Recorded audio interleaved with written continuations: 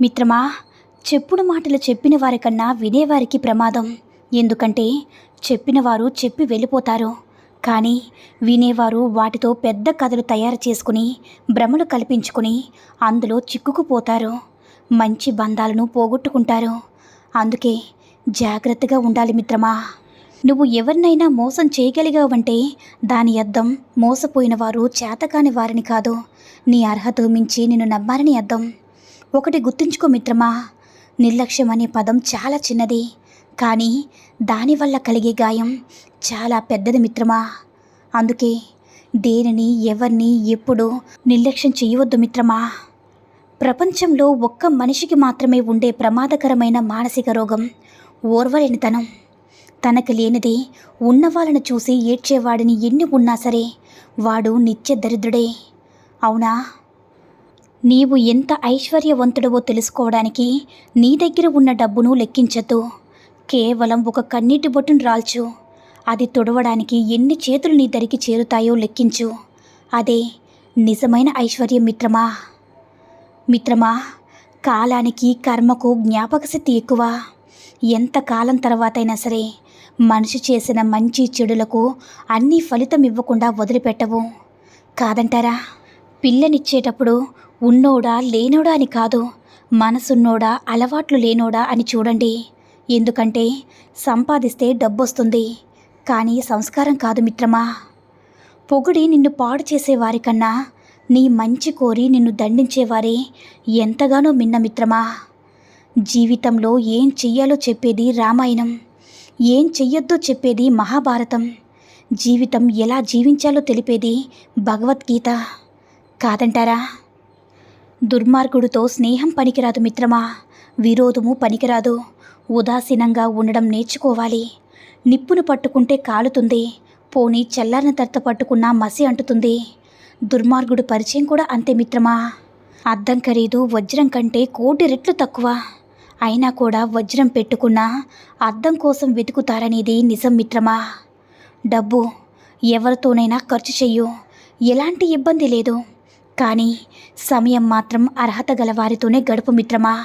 ఎందుకంటే డబ్బు ఖర్చయితే తిరిగి సంపాదించవచ్చు, కానీ సమయాన్ని తిరిగి సంపాదించలేవు. సమయాన్ని నీవు వృధా చేస్తే అది నీ జీవితాన్నే వృధా చేస్తుందని గుర్తుంచుకో మిత్రమా.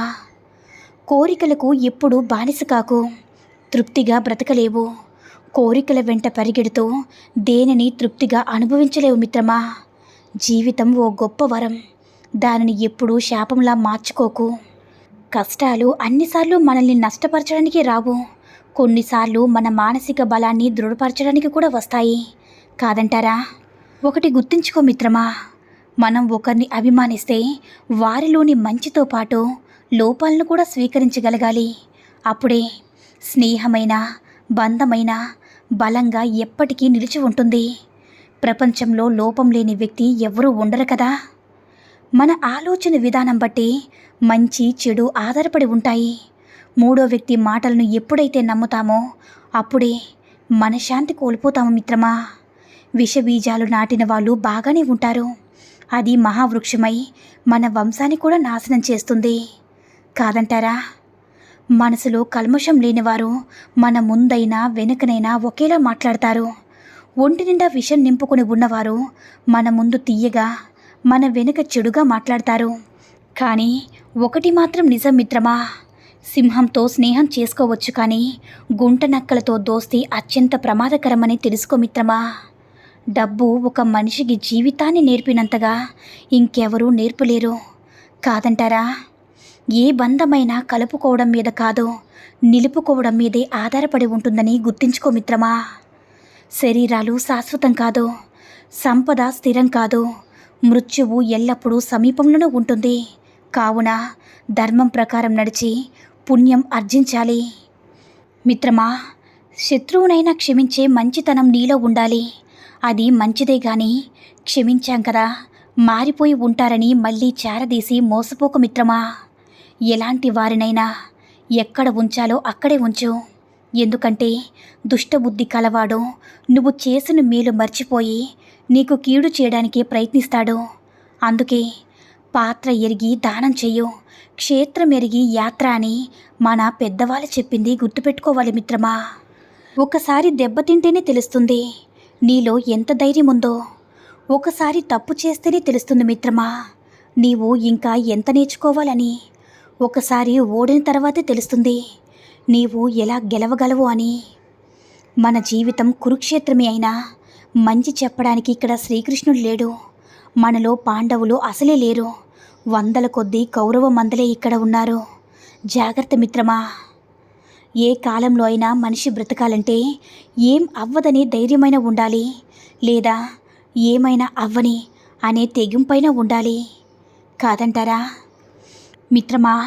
ధనం చూసి వచ్చే బంధువులు, కీర్తి చూసి వచ్చే స్నేహితులు, అందం చూసి వచ్చే భాగస్వామి ఏదో ఒకరోజు నిన్ను ఒంటని చేస్తారు. డబ్బు నుంచి వచ్చే ప్రేమ దీపం లాంటిది మిత్రమా. అది నూనె ఉన్నంతవరకే వెలుగుతుంది. మనసులోంచి వచ్చే ప్రేమ సూర్యుడు లాంటిది. అది సృష్టిలో ఉన్నంత వరకు వెలుగుతూనే ఉంటుంది. అవునా. అందరిలో ఉన్నప్పుడు చూపుని, నలుగురిలో ఉన్నప్పుడు మాటని, ఒంటరిగా ఉన్నప్పుడు ఆలోచనని కాపాడుకోగలిగితే నిన్ను మించిన మేధావి మరొకరు ఉండరు, కాదంటారా. నువ్వు ఒకరిని బాధ పెట్టే ముందు వాళ్ళ స్థానంలో నువ్వు ఉండి చూడు మిత్రమా. వాళ్ళు పడే బాధ ఏంటో నీకు అర్థమవుతుంది. మనం ఒకరి సంతోషానికి కారణం కావాలి, కానీ ఒకరి బాధకి కారణం కాకూడదు. అవునా మిత్రమా. డబ్బుంటే నలుగురికి దానం చెయ్యు. మంచి హోదా ఉంటే నలుగురికి జీవనోపాధి కల్పించు మిత్రమా. మంచి పరపత ఉంటే నలుగురికి మాట సహాయం చెయ్యు. ఇవేవీ లేకుంటే కనీసం నలుగురికి మంచి చెప్పు, లేకుంటే మౌనంగా ఉండు. అంతేకాని ఎవరికి అపకారం చేయదు మిత్రమా. కాలం చాలా శక్తివంతమైనది, కాదంటారా. అబద్ధంలో ఉన్న భయం కంటే నిజంలో ఉన్న ధైర్యం చాలా గొప్పది మిత్రమా. తప్పుడు మార్గంలో ఉన్న ఆనందం కన్నా నిజాయితీలో ఉండే గర్వం గొప్పది. నిన్నుగా ప్రేమించే వ్యక్తిని ఎన్నటికీ వదలకు మిత్రమా. ఎందుకంటే ఏదో ఒక రోజు తెలుస్తుంది రాళ్ళని పోగు చేస్తూ వజ్రాన్ని కోల్పోయావు అని. ఆడదాన్ని అర్థం చేసుకుంటే దేవతలా కనిపిస్తుంది, అర్థం చేసుకోలేకపోతే రాక్షసులా అనిపిస్తుంది. అనుభవం మించిన పాఠం లేదు మిత్రమా. అలాగే గుణపాఠాన్ని మించిన గురువు లేడు. పిల్లలకు సరైన సంస్కారం నేర్పండి, లేకుంటే మీ అంతిమ సంస్కారానికి కూడా రారు. ఇది హాస్యం కాదు మిత్రమా. ఎందుకంటే ఇప్పుడు భయంకరమైన కలియుగంలో ఇదే నడుస్తుంది. ఒక మగాడు మొదటిగా స్త్రీ అందాన్ని చూసే ప్రేమిస్తాడు. ఆమెపై కోరిక తీరిపోయాక, ఆమె అందం తగ్గిపోయాక కూడా ఆమెను ప్రేమిస్తున్నాడు అంటే అది ఖచ్చితంగా ఆమె మంచి ప్రవర్తనే కారణం.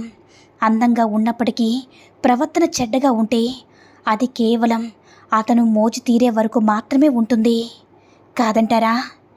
ఈ సూక్తుల్లో ఏ సూక్తి నచ్చిందో కామెంట్ చేయండి.